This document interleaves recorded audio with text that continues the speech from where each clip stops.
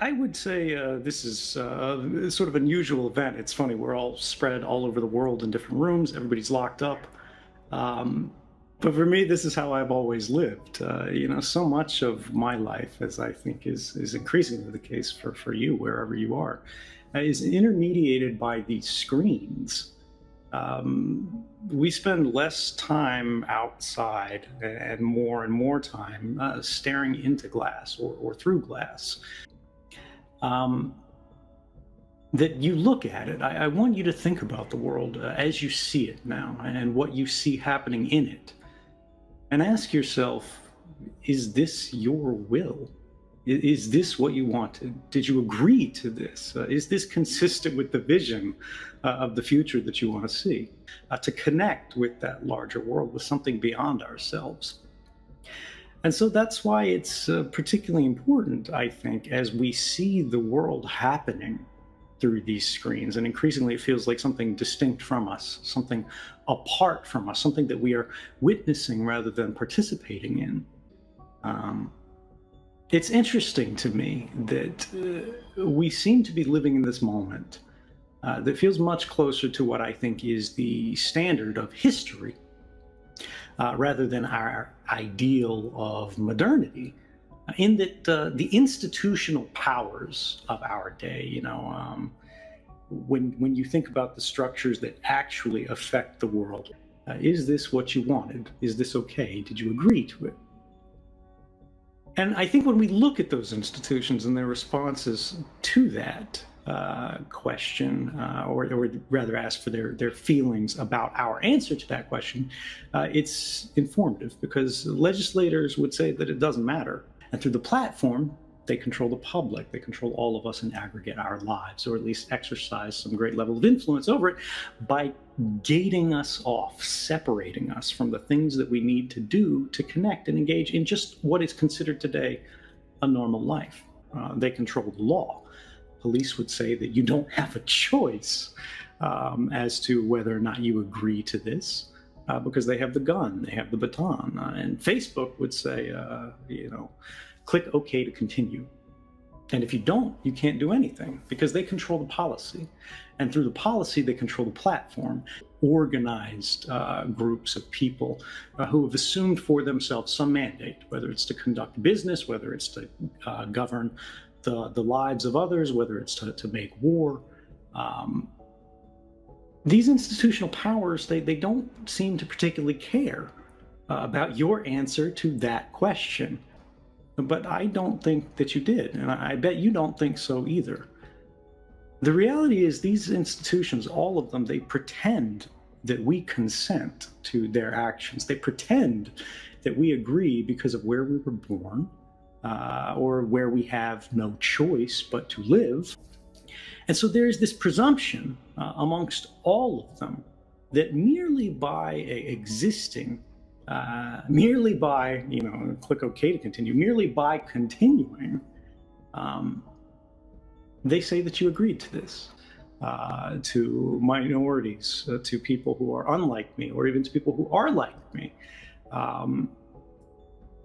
I would like to be treated fairly. I would like to see a more equitable world. I would like to see a better world, and I would like to make that happen. I would like to see politicians who are reasonable rather than extremist. I would like to see or lead a life to which we have no alternative because of economic insecurity or political barriers or barriers to movement.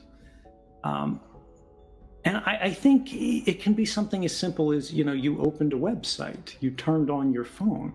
All of these things today have consequences. And it's time that we recognize these are forced choices. If we don't have an alternative but to click OK, if there's no other option but to say no thanks, I would rather have my privacy. No thanks, but I would rather not have you collect this data. No thanks, but I would rather not have you apply violence, which we are not informed about, even if you read the 600 pages of legalese. Because one of the very first terms in these terms of use that are applied to our lives is that these terms can change at any time. a statement that's as true for government as it is for corporations.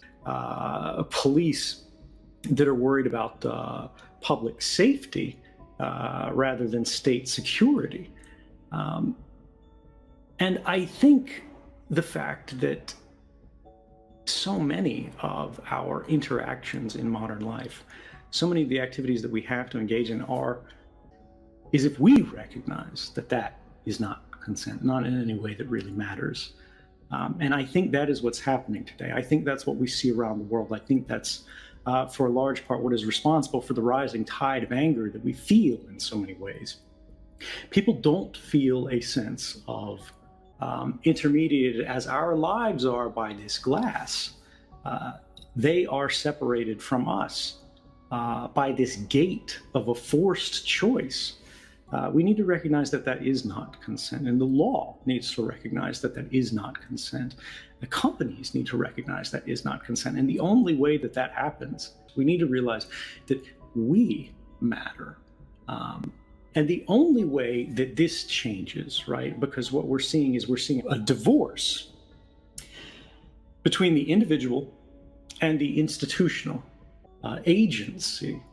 They recognize that things in the world are not going in the right direction, and they don't agree with it.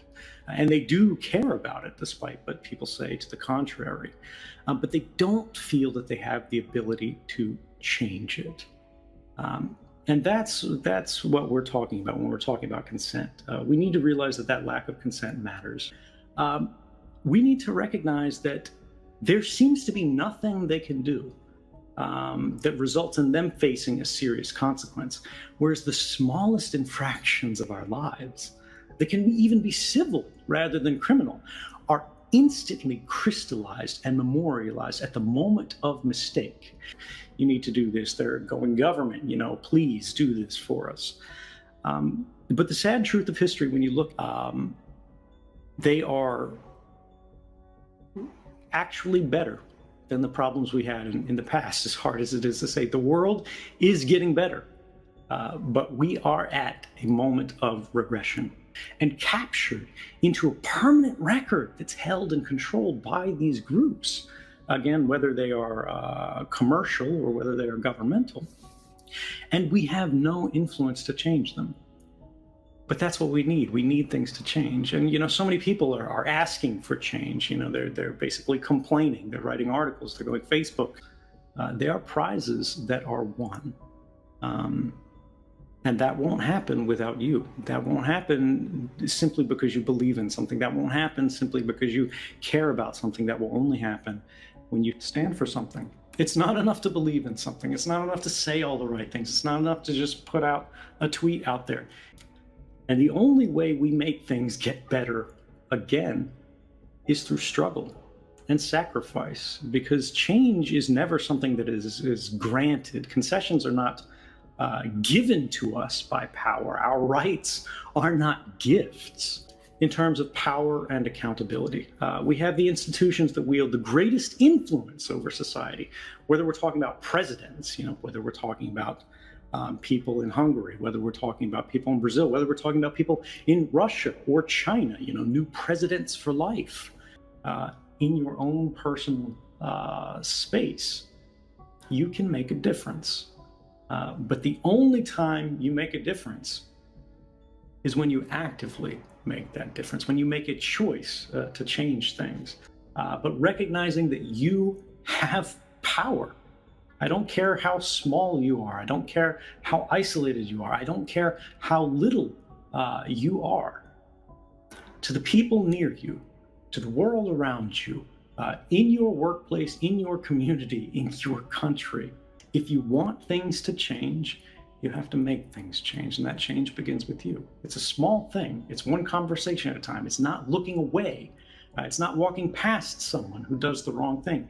It's saying that you don't agree.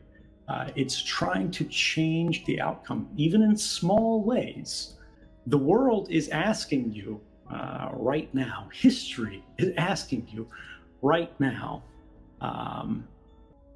click OK to continue. And for me, I'm done clicking. Again, like we said at the beginning of this talk, look around the world, look around what's happening, everyone says this is okay by you. Everyone says, you agree with this.